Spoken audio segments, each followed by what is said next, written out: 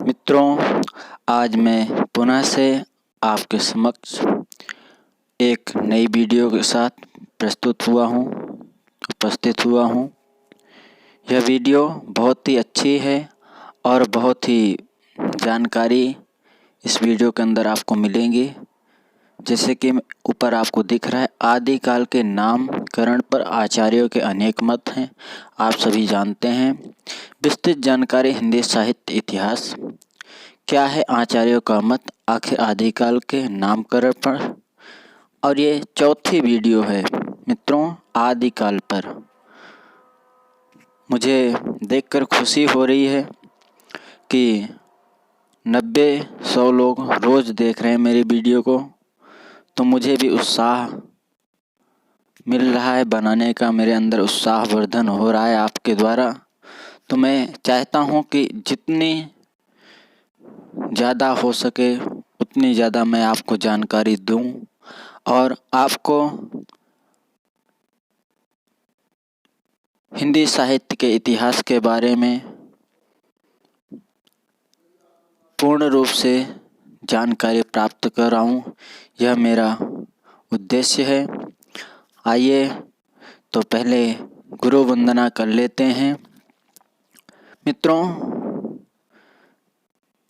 पढ़ाई करना बहुत अच्छी बात है ही है और मुझे लगता है कि सर्वप्रथम गुरु वंदना होनी चाहिए। तो आइए मित्रों, थोड़ा गुरु जी का ध्यान करते हैं। गुरुर्ब्रह्मा गुरुर्विष्णु गुरुर्देवो महेश्वरा गुरुर्साक्षात् परं ब्रह्म तस्मै श्री गुरुवे नमः। तस्मै श्री गुरुवे नमः। आइए मित्रों, गुरु जी की वंदना के बाद हम आगे की जानकारी देखते हैं कि आगे इसमें क्या विस्तृत जानकारी है। आइए, आप सभी का सहयोग धन्यवाद। तो आइए देखते हैं मित्रों, डॉक्टर ग्रियर्सन का मत क्या है। मैंने पहले भी आपको बताया है कि आचार्यों के अनेक मत हैं आदिकाल को लेकर। आदिकाल के नामकरण को लेकर आचार्यों के अनेक मत हैं और सभी ने अपने अपने मत अपने अपने आधार पर दिए हैं। तो ग्रियर्सन जी कहते हैं कि हिंदी साहित्य के इतिहास के प्रथम काल को चारण काल नाम दिया है इन्होंने, पर इस नाम के पक्ष में वे कोई ठोस तर्क नहीं दे पाए हैं। उन्होंने हिंदी साहित्य के इतिहास का प्रारंभ 643 से माना है, किंतु उस समय की किसी चारण रचना या प्रवृत्ति का उल्लेख नहीं मिलता है। ठीक है, उन्होंने नहीं किया है। वस्तुतः इस प्रकार की रचनाएं 1000 हम तक मिलती ही नहीं हैं। इस लिए डॉक्टर ग्रियर्सन द्वारा दिया गया नाम योग्य नहीं है। तो इसमें ये जो लिखा था अभी तक तो मैंने वो पढ़ा।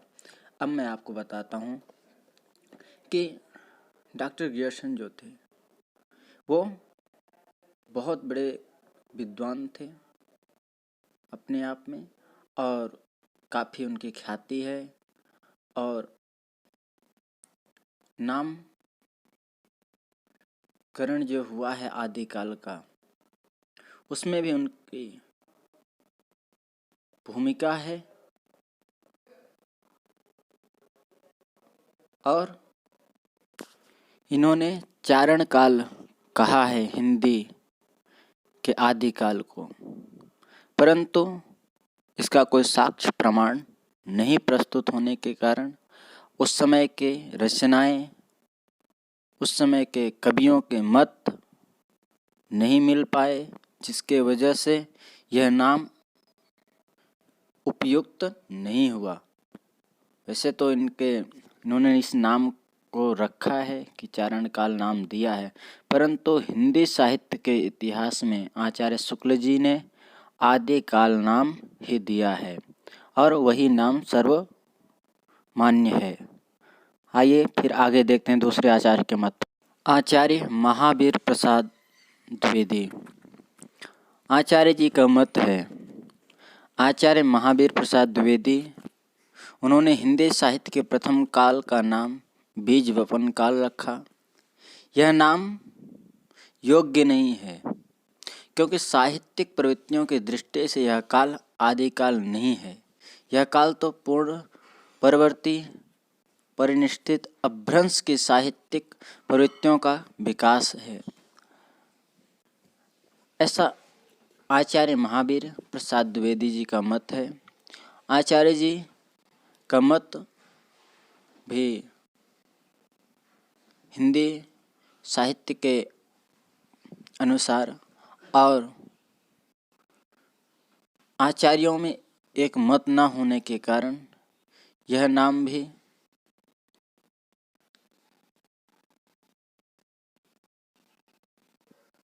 उपयुक्त नहीं हो पाया है। इस नाम को भी आचार्यों ने नहीं माना है।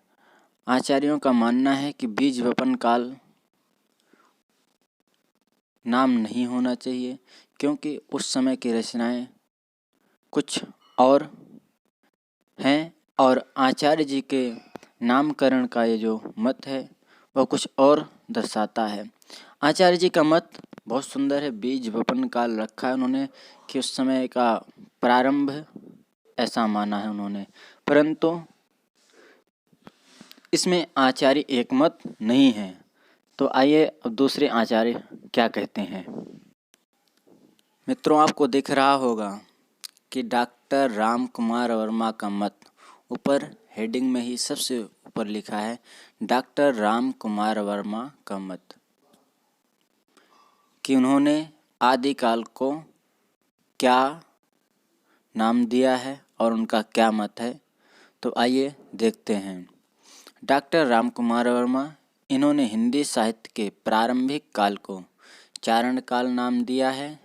इस नामकरण के बारे में उनका कहना है कि इस काल के सभी कवि चारण थे। इस तथ्य के इनकार नहीं किया जा सकता क्योंकि कभी राजाओं के दरबार आश्रय में रहने वाले उनके यशोगान करने वाले थे। उनके द्वारा रचा गया साहित्य चारणी कहलाता है, किंतु विद्वानों का मानना है कि जिन रचनाओं का उल्लेख वर्मा जी ने किया है उनमें अनेक रचनाएं संदिग्ध हैं, कुछ तो आधुनिक काल की भी हैं। इस कारण डॉक्टर वर्मा द्वारा दिया गया चारण काल नाम विद्वानों को मान्य नहीं है। तो आपने देखा कि यह नाम भी उपयुक्त नहीं है। आचार्यों ने, विद्वानों ने इस नाम को भी नहीं माना। क्या नाम दिया था आपको पता ही है। डॉक्टर राम कुमार वर्मा ने हिंदी साहित्य के आदिकाल को नाम क्या दिया है, चारण काल दिया है, आप सभी को पता ही है। और आपने आगे पीछे हमारी जो वीडियो आई है उसमें भी देखा है, 2-3 वीडियो मैंने बना दी हैं पहले भी इस विषय में, लेकिन मुझे लगा कि इसमें विस्तृत जानकारी थोड़ी मैं बनाऊँ आप लोगों को समझने में, जिससे थोड़ा कठिनाई कम हो और थोड़ा सरलता हो जाए आपको पढ़ने में। तो मित्रों, यह नाम भी उपयुक्त नहीं है।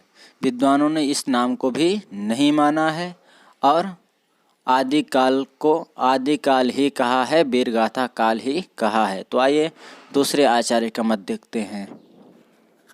मित्रों, आचार्य हजारी प्रसाद द्विवेदी का मत। आचार्य हजारी प्रसाद द्विवेदी जी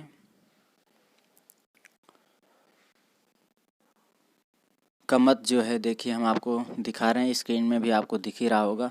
आचार्य हजारी प्रसाद द्विवेदी, इन्होंने हिंदी साहित्य के इतिहास के प्रारंभिक काल को आदिकाल नाम दिया है। विद्वान भी इस नाम को अधिक उपयुक्त मानते हैं।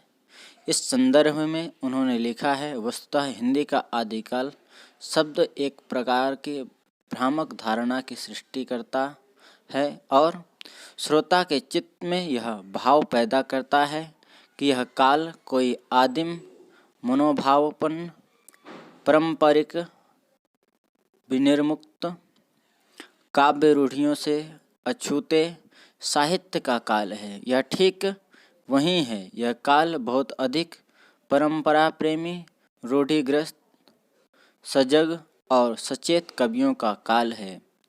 आदिकाल नाम ही अधिक योग्य है क्योंकि साहित्य की सृष्टि से यह काल अपभ्रंश काल का विकास ही है।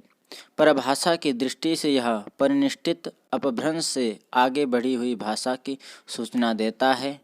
आचार्य हजारी प्रसाद द्विवेदी जी ने हिंदी साहित्य के आदिकाल के लक्षण निरूपण के लिए निम्नलिखित पुस्तकें आधारभूत बनाई है।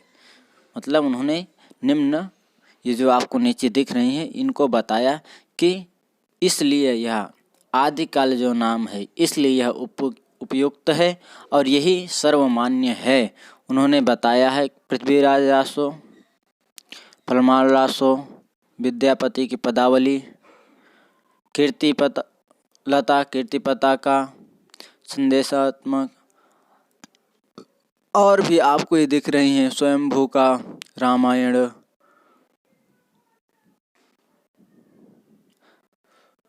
अनेक उन्होंने मत दे दिए हैं, आपको नीचे दिख ही रहे हैं और आप पढ़ना, उसमें नीचे और भी हैं, मैंने तो पूरे नहीं बताए। तो आइए थोड़ा चर्चा करते हैं। आचार्य हजारी प्रसाद द्विवेदी का मत जो था वह सर्वमान्य मत था क्योंकि उन्होंने तर्क वितर्क करके सिद्ध किया कि यह नाम उपयुक्त है और यह नाम श्रेष्ठ है और यह नाम इसलिए रखा गया है क्योंकि इसमें इस काल में ऐसा ही हुआ है।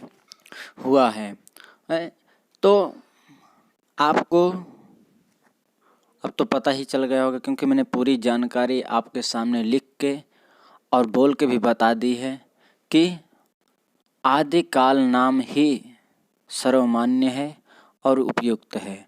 आचार्यों ने आदिकाल नाम ही माना है। तो आइए अब आगे मिश्र बंधुओं का मत देखते हैं, क्या कहते हैं वो। मित्रों, मिश्र बंधुओं का मत, मिश्र बंधुओं ने 643 से 1387 तक के काल को प्रारंभिक काल कहा है। यह एक सामान्य नाम है और इसमें किसी प्रवृत्ति और को आधार नहीं बनाया गया है। यह नाम भी विद्वानों को स्वीकार नहीं है क्योंकि जो उपयुक्त नाम है वो आप देख लिए कि हजारी प्रसाद द्विवेदी जी ने जो आदिकाल नाम दिया है वह सर्वमान्य नाम है और वही नाम उपयुक्त है, वही नाम स्वीकार किया गया है विद्वानों के द्वारा, आचार्यों के द्वारा, कवियों के उस समय के द्वारा, जो कवि थे उनके द्वारा। तो आइए और देखते हैं आगे। आइए मित्रों देखते हैं फिर निर्णय क्या निकला। क्यों कहते हैं ना कि कुछ भी बात हो जाए, कभी वाद प्रतिवाद होता है तो लास्ट में आदमी जब कहता है कि अच्छा सब कुछ छोड़ो, ये बताओ निर्णय क्या निकला। तो आइए नाम निर्णय आदिकाल। निर्णय क्या निकला कि यह नाम जो है आदिकाल ही उपयुक्त है। आचार्यों ने आदिकाल ही माना है और इसी काल को आचार्य रामचंद्र शुक्ल ने वीरगाथा काल माना है। ठीक है, तो आइए इस प्रकार हिंदी साहित्य के इतिहास के प्रथम काल के नामकरण के रूप में आदिकाल नाम ही योग्य व सार्थक है क्योंकि इस नाम के उस व्यापक पृष्ठभूमि का बोध होता है जिस पर परवर्ती साहित्य खड़ा है। भाषा की दृष्टि से इस काल के साहित्य में हिंदी के प्रारंभिक रूप का पता चलता है, तो भाव की दृष्टि से भक्ति काल से लेकर आधुनिक काल तक की सभी प्रमुख प्रवृत्तियों के आदिम बीज इसमें खोजे जा सकते हैं। इस काल की रचना शैलियों के मुख्य रूप इसके बाद के कालों में मिलते हैं। आदिकाल की आध्यात्मिक, श्रृंगारिक तथा वीरता की प्रवृत्तियों का ही विकसित रूप परिवर्तित साहित्य में मिलता है। इस कारण आदिकाल नाम ही अधिक उपयुक्त तथा व्यापक नाम है। तो मित्रों, आपको पता ही चल गया होगा। अब आपको बिल्कुल भी इसमें थोड़ा भी आपको कहीं भी पूछा जाए तो आपको थोड़ा भी हिचकिचाना नहीं है। कहना है कि आदिकाल का नाम आदिकाल ही है।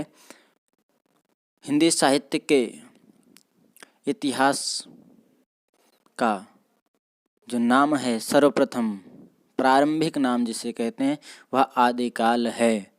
तो मित्रों, आपको यह जानकारी मैंने बहुत ही मेहनत करके बनाई है।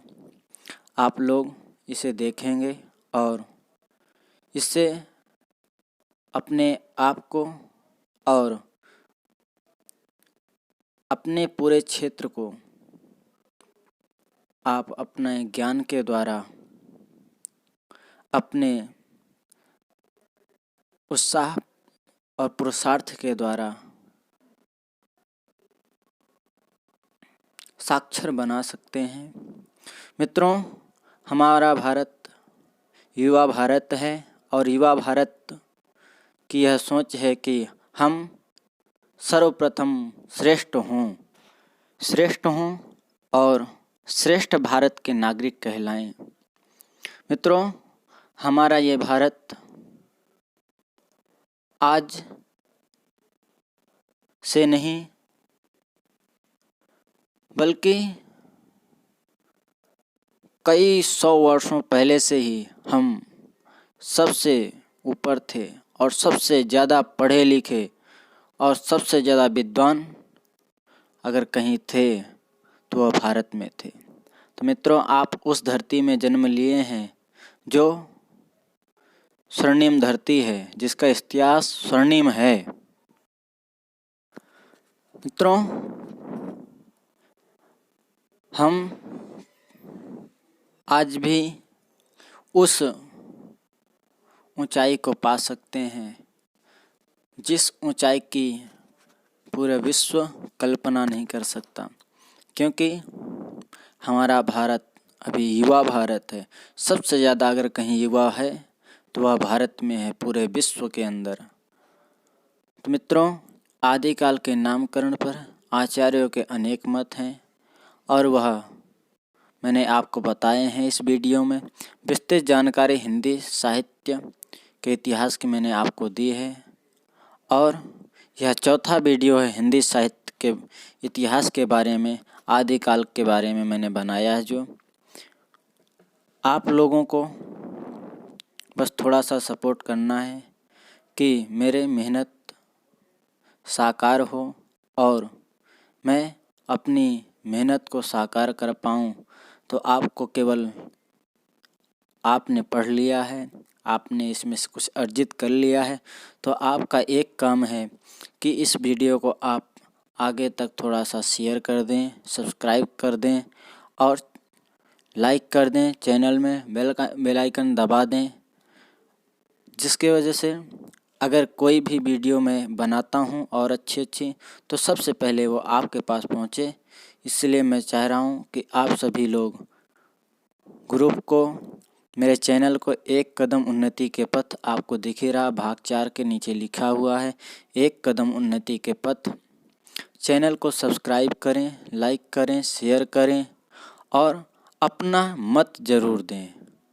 आपने क्या इसमें से पढ़ा, आपको क्या इसमें ऐसा लगता है कि इसमें और होना चाहिए, आपको ऐसा क्या लगता है कि इसमें जो नहीं हुआ है, और अगर कहीं मिस्टेक हुई है तो वो भी आप मुझे कमेंट करके बता सकते हैं और मैं उसमें अच्छा सुधार करूँगा और अच्छा उसमें बनाऊँगा। अगर आप लोगों का और इस विषय में कुछ जानकारी नहीं है, अगर लेना चाहते हैं तो मुझे आप कमेंट में बता सकते हैं कि इस विषय में आप इस तरह की वीडियो और बना दीजिए। तो मित्रों, मैं इस विषय पर खोज करके कहीं ना कहीं से आपके लिए वह वीडियो ज़रूर अवश्य बनाऊंगा और आप तक पहुंचाऊंगा।